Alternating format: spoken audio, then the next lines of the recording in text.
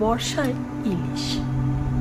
আষাঢ়ের এক ভোর, আকাশ জুড়ে কালো মেঘ, টিপ টিপ বৃষ্টি পড়ছে। গ্রামের ছোট্ট ছেলে রুদ্র বারবার নদীর দিকে তাকিয়ে আছে। আজ তার বাবা ইলিশ ধরতে গেছেন।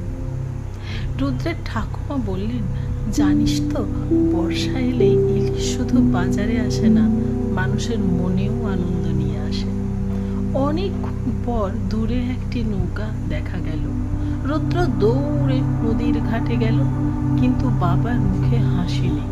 সারাদিন নদীতে থেকেও খুব বেশি ইলিশ ধরা পড়েনি। রুদ্র একটু মন খারাপ করলেও কিছু বলল না। বাড়ি ফিরে সে দেখলো বাবা ছোট্ট একটি ইলিশ মাছ আলাদা করে রেখেছে। রুদ্র অবাক হয়ে জিজ্ঞেস করলো, এত কম মাছ, তাও একটা আলাদা করে রাখলে কেন? বাবা হেসে বললেন, পাশের বাড়ির কাকু অনেক দিন ধরে অসুস্থ, ওদের বাড়িতে আজ কোনো মাছ নেই। সুখ তখনই বড় হয় যখন সেটা ভাগ করে নেওয়া যায়। সেদিন সন্ধ্যায় বৃষ্টির শব্দের সঙ্গে দুই বাড়ির রান্নাঘর থেকে ভেসে এলো গরম ভাত আর ইলিশ ঝোলের সুবাস। রুদ্র বুঝতে পারল, ইলিশের আসল স্বাদ শুধু তার নরম মাংসে নয়, মানুষের ভালোবাসা ভাগ করে নেওয়া আর আন্তরিকতার মধ্যেও লুকিয়ে থাকে। বছর কেটে গেল। বড় হয়ে রুদ্র যখন ওই বর্ষায় ইলিশ কিনত, বাবা সেই কথাটাই মনে করত।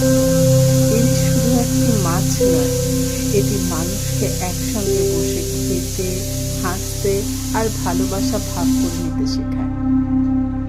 জীবনের আসল আনন্দ শুধু ভালো জিনিস পাওয়ার নয়, তা অন্যের সঙ্গে ভাগ করে নেওয়ার লুকিয়ে আছে আসল আনন্দ। এ তো রুদ্রর স্মৃতির পাতা থেকে উঠে আসা এক ছোট্ট মধুর স্মৃতি। আপনার কি কোনো খাবারের সঙ্গে বা কোনো সুবাসের সঙ্গে বা কোনো পরিস্থিতির সাথে এরকম স্মৃতিবাহী স্মৃতি আছে কি? থাকলে অতি অবশ্যই জানাবেন।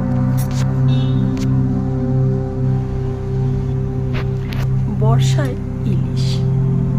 আষাঢ়ের এক ভোর, আকাশ জুড়ে কালো মেঘ, টিপ টিপ বৃষ্টি পড়ছে। গ্রামের ছোট্ট ছেলে রুদ্র বারবার নদীর দিকে তাকিয়ে আছে।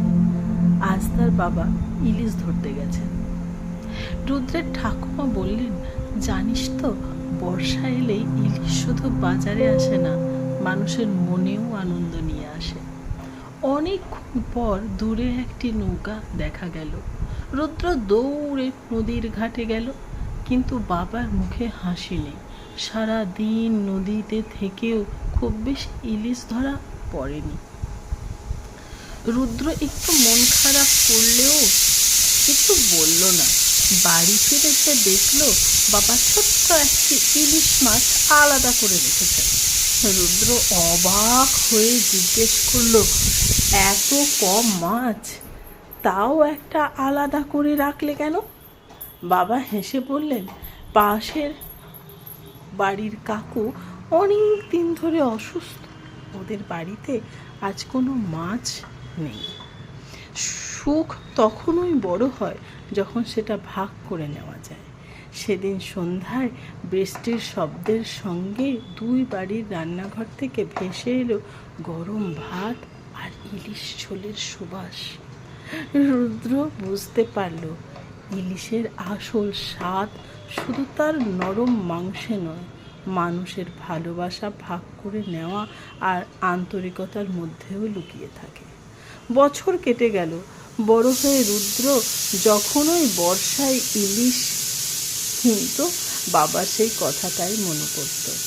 ইলিশ শুধু একটি মাছ নয়, এটি মানুষকে একসঙ্গে বসে খেতে, হাসতে আর ভালোবাসা ভাগ করে নিতে শেখায়।